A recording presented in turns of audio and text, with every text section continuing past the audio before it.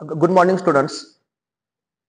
आपण या ठिकाणी इंग्लिशचा आपण अभ्यास करतोय आणि ज्या क्वेश्चन पेपरमध्ये टीसीएसला जे काही इंग्रजी विचारलं जातं टीसीएस परीक्षेमध्ये, तर त्यावर आपण इथं थोडीशी चर्चा करूया. मी टीसीएस एक्झाम मध्ये आलेले काही एक्झाम्पल्स, पाठीमागच्या प्रश्नपत्रिकेमधले एक्झाम्पल्स मी काय ते लिहिलेले आहेत, त्याच्यावर आपण या ठिकाणी ते चर्चा करूया. आता पहिले सेंटेन्स आहे पहा या ठिकाणी, select the correctly spelled sentence. या ठिकाणी करेक्टली स्पेल्ड केलेले सेंटेन्स ओळखा. आता या ठिकाणी करेक्टली स्पेल्ड सेंटेन्स आहे, पण या ठिकाणी काय दिलं, एकच शब्द आहे की त्याचं स्पेलिंग इथं चुकी दिलेलं आहे. आता पूर्वीच्या काळी असं पण काय शब्द द्यायचे, कर्नल, लेफ्टनंट, ब्युरो किंवा कमिशन, कमिटी, ह्यांचं स्पेलिंग तुम्हाला विचारलं जायचं. आता या ठिकाणी काय केलंय, हे पूर्णपणे सेंटेन्स आपल्याला इथे शोधायचं आहे. आता या ठिकाणी बघा, पहिल्या वाक्यामध्ये बघा, we lost the receipt given by the shopkeeper. Second sentence सुद्धा काय आहे, तेच आहे, we lost the receipt given by the shopkeeper. तिसरं, we lost the receipt given by shopkeeper. आणि चौथं सुद्धा, we lost the receipt given by the shopkeeper. सगळं वाक्य समानच आहे, फक्त एका शब्दामध्ये स्पेलिंग मध्ये फरक आहे. मग यातलं कुठलं स्पेलिंग आहे रिसीट ह्या शब्दाचं? रिसीट म्हणजे पावती. रिसीट या शब्दाचं करेक्ट स्पेलिंग कोणतं आहे? कोण मला सांगू शकतं रिसीट या शब्दाचं करेक्ट स्पेलिंग कसं आहे? असं आहे ना काहीतरी, असं आहे का स्पेलिंग बरोबर रिसीट या शब्दाचं? मग त्यामुळे कोणता पर्याय बरोबर येईल ते? 2 नंबरचा. त्याचं उत्तर 2 नंबर आहे, रिसीट. म्हणजे we lost the receipt given by the shopkeeper. मग रिसीट या शब्दाचं हे करेक्ट स्पेलिंग आहे.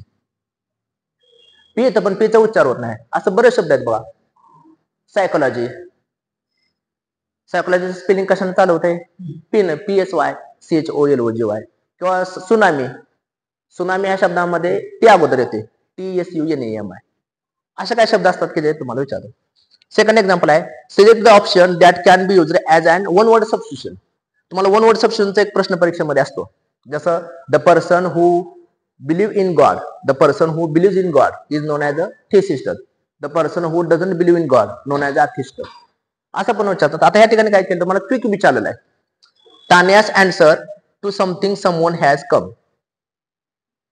आता फर्स्ट आहे टॉक, अँसर. आता या ठिकाणी अंडरलाईन केलेला जो शब्द आहे तो इथं अंडरलाईन केलेला पहा, answer to someone has said, असं आलेलं आहे. ह्याच्यावरून पटकन उत्तर देणे, क्विक अँसरला आपण काय म्हणतो? आपण ज्यावेळी बोलत असतो, कॉन्व्हर्सेशन असते किंवा डायलॉग असतात, पटकन उत्तर देतो त्याला आपण टॉक म्हणतो का? क्वेश्चन म्हणतो का?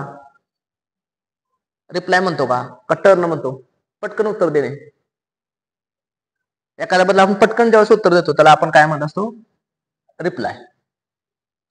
तिसरा आहे, select the most appropriate option to fill in the blank. आर्टिकलचा वापर केलाय. They visited dash Vivekananda memorial rock in Kanyakumari. कन्याकुमारीमध्ये विवेकानंद मेमोरियल रॉकला त्यांनी काय केली? भेट दिली. आता ठिकाणी कोणतं आर्टिकल घ्यायचं आपल्याला? अँड घ्यायचा आहे, द घ्यायचा आहे, अ घ्यायचं का? नो वर्ड म्हणजे नो आर्टिकल, झिरो आर्टिकल. आता बघा, विवेकानंद मेमोरियल हे काय, एका विशिष्ट ठिकाणाचं नाव आहे. जर विशिष्ट ठिकाण असेल तर द आर्टिकल येतं. जसं the gateway of India, the gateway of India, the Taj Mahal. विशिष्ट ज्या गोष्टी असतात, एखादा पर्वत असेल, एखादा हे असेल, त्या ठिकाणी दच वापर होतो. त्यामुळे या ठिकाणी पर्याय कुठला येईल ते? द आर्टिकल येते बसेल. Select the most appropriate synonym of the given word stroke. Stroke आहे, स्ट्राईकचा बदका स्ट्रोक होतो. आता या ठिकाणी स्ट्रोक हा शब्द आहे तो काय आहे? स्ट्रोक म्हणजे हे करणे, ज्याला काय फटका देणे किंवा दणका देणे, स्ट्रोक. त्याला सिनोनिम्स विचारलाय. मग ब्लो येईल का, मॅग्निफाय येईल का, लेवेट येईल का, डिस्प्रेज येईल? त्याला स्ट्रोक या शब्दाचा अर्थ काय? स्ट्रोक म्हणजे झटका देणे किंवा एक स्ट्राईक करणे, आघात करणे असा अर्थ. त्याला काय होईल तर ब्लो, तडाखा देणे. मॅग्निफायचा अर्थ एखादी गोष्ट उत्तेजित करणे किंवा मॅग्निफाय करणे, एखादी गोष्ट चांगली करणे किंवा शक्तिशाली करणे. लेवेटचा अर्थ तरंगणे, आणि डिस्प्लेचा अर्थ नाराज, अपमान करणे.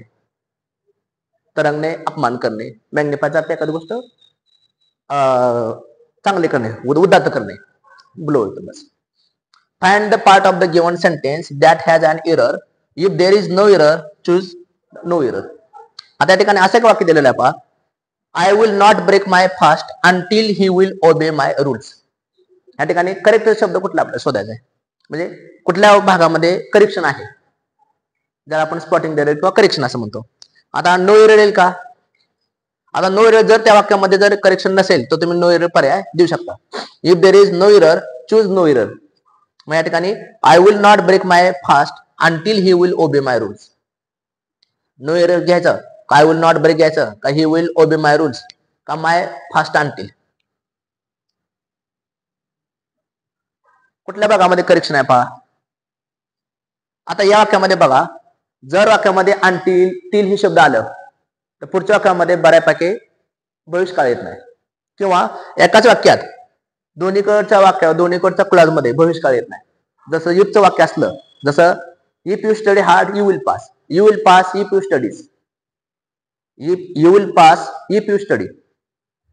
तसं या ठिकाणी बघा, अंटिलच्या वाक्यानंतर जसं मी म्हणतोय की please wait for me until I come,